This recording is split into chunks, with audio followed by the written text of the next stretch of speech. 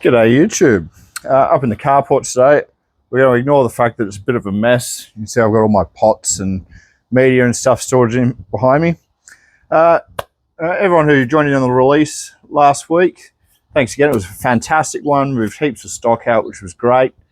But I had the first time I released Amorphophallus. So obviously a lot of people have been asking me questions about them. It's not something I've gone into too much, so I thought I'll do a quick repotting video so you've got a good starting point on where to go.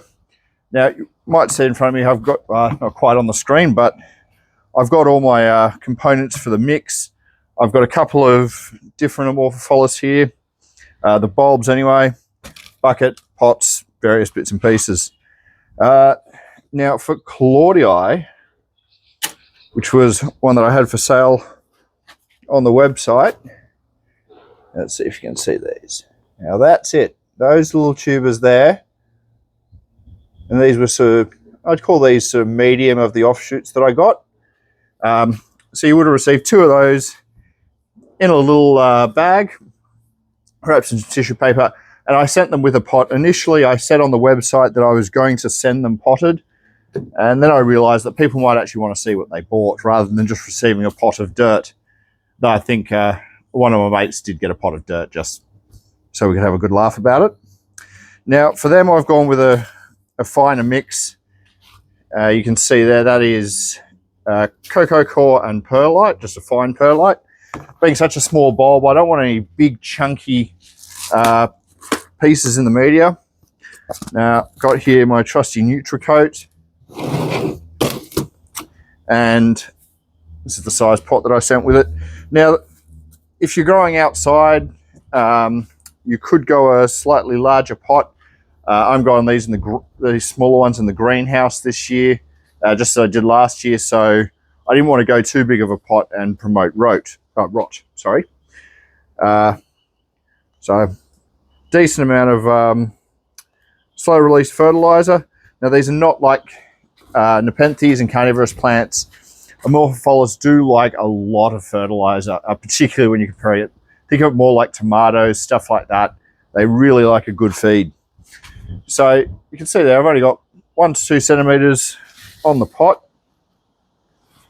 Sorry, media left out of the pot.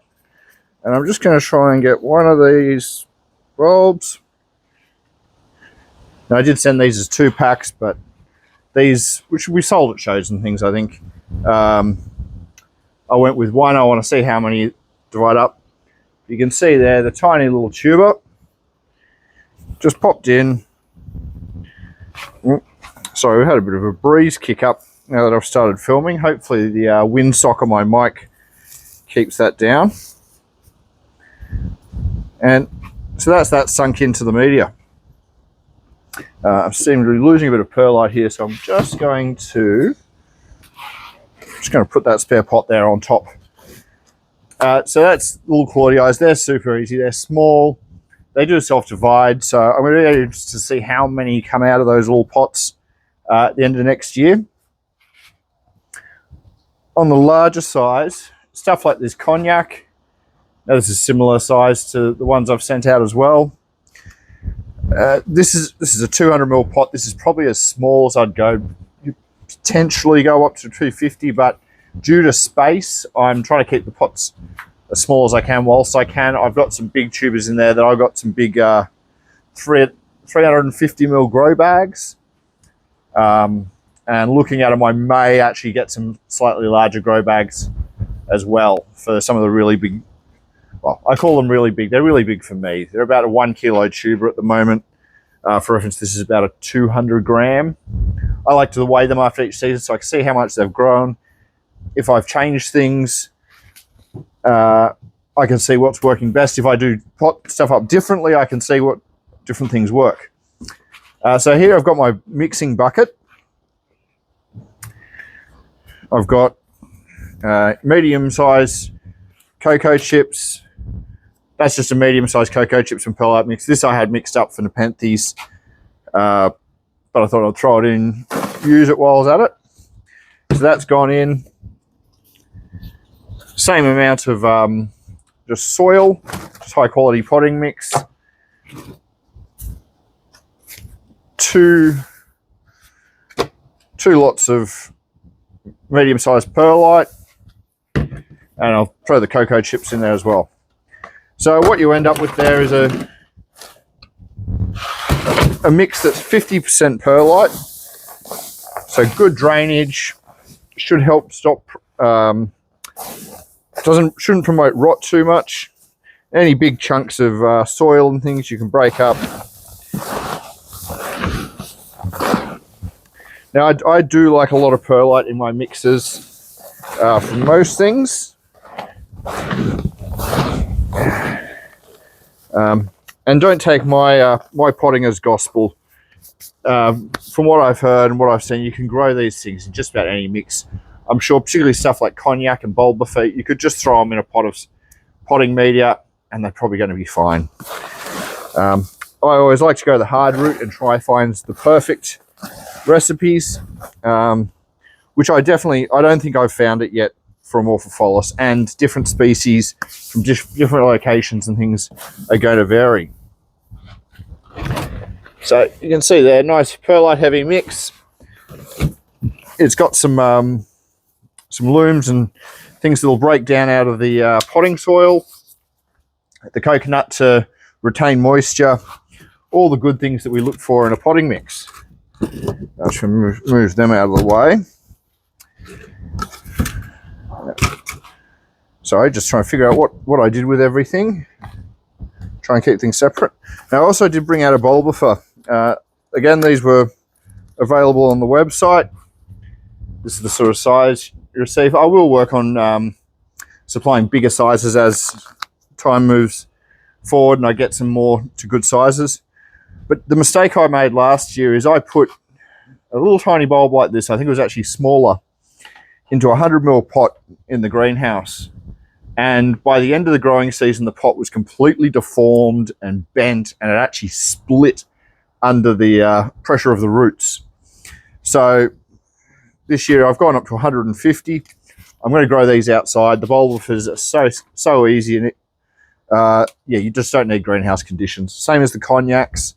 I've also got a Palawanensis here, which is a bit more of a rare species, I think. You can see that this thing's coming out of dormancy, so this I've decided I wanted to pot up soon and get it growing. But that's sort of where you can wait before you pot your bulbs up. And I will mention, I won't be watering these just yet. You want to let them stay on the dry side. I mean, the ones that are outside, if it rains, they're going to get damp. I'm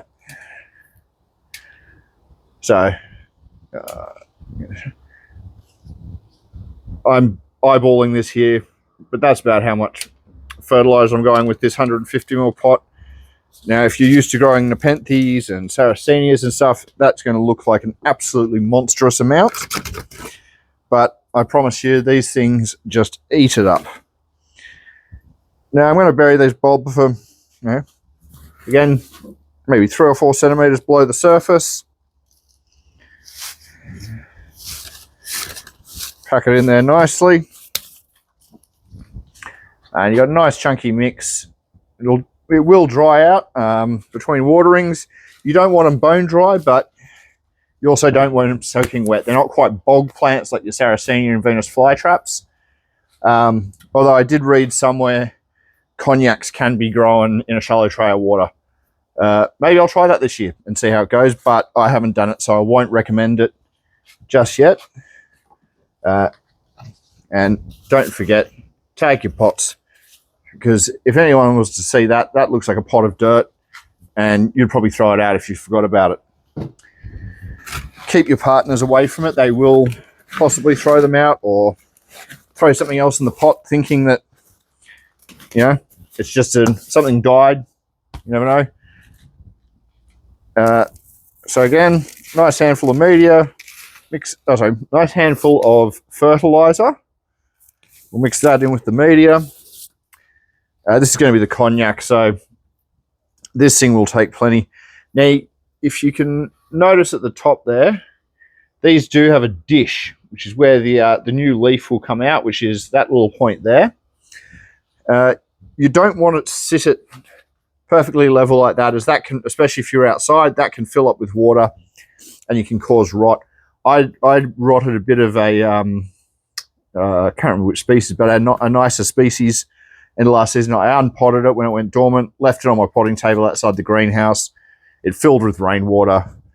Thankfully, the rot stopped and it should be fine, but you don't want to be doing that.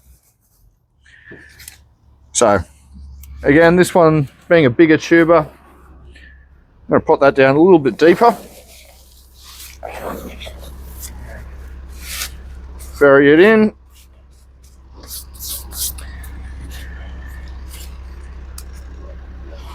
And there we go.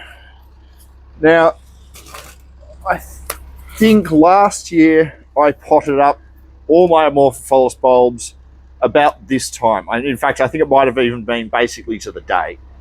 I'm not doing that this year. I did it last year because middle of September was my wedding. We went away on the honeymoon.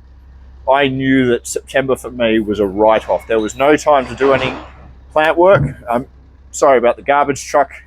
Just emptying some glass bins on the street if you can hear that. So this year I'm actually leaving most of mine into September at least. I've got a plant fair coming up, so I'm going to be busy at that, getting plants ready. So I'm paying more attention this year to see when they start growing. Now, obviously, the Palawanensis is breaking dormancy, so that was going to get potted up.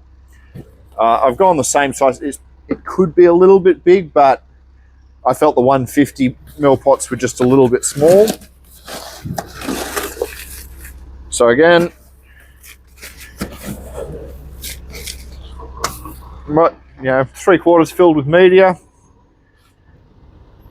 Good handful of fertilizer. Now the other thing I should mention, and I don't know, but I'm wondering if maybe this is a flower this year. If it goes into flower, they don't need water whilst they're in flower. You can literally leave that unpotted, have the flower stalk come up, enjoy the flower. Once it starts to die back and the leaf starts to form, it'll grow roots, and that's when it needs water and nutrients. So I'm going to try and keep this on the dry, in a dry section of the greenhouse, which might be harder than I think. But yes, I'll keep this dry till I see what comes up. If it looks like it's going to be a flower, I will make sure to keep it on the drier side to avoid any rot issues, which it does look like it actually did have a little bit of rot on the underside here last year, but I don't think that's too much to worry about. And because this has come out, I am going to be a bit more careful in potting it up.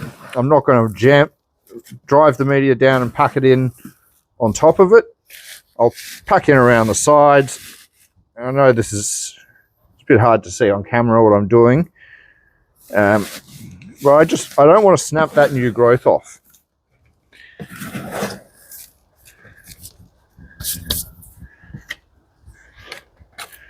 So there you have it. That is potting up Amorphophallus. Super easy. I think they're fantastic plants. A really good addition to if you're going to Nepenthes and things.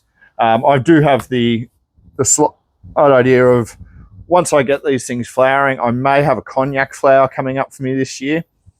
I'm going to put them in the greenhouse, open the doors right up.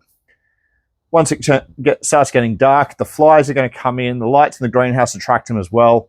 And my thoughts is I'll get the greenhouse to fill up with flies, shut the doors, and let the Nepenthes have a feed on them. I'll let you know if that works.